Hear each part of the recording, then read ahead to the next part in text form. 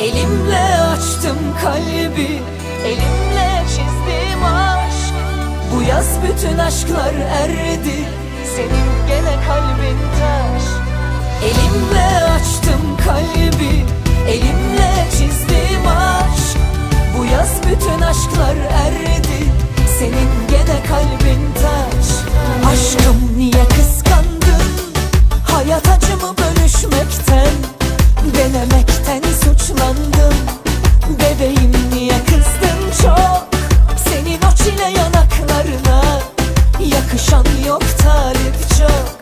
Yaradan seni benim elime, günah işleme diye verdin. İçi dışı gibi açık olana, hak edenlere söz verdin. Uçurun beni göklerde. Elimle açtım kalbi, elimle çizdim aşk. Bu yaz bütün aşklar erdi, senin gene kalbin taş. Elimle açtım kalbi, elimle çizdim aşk. Bu yaz bütün aşklar erdi, senin gene gönlün taş. Aşkım niye kıskandın? Hayat acımı bölüşmekten, denemekten suçlandım. Bebeğim niye kızdın çok?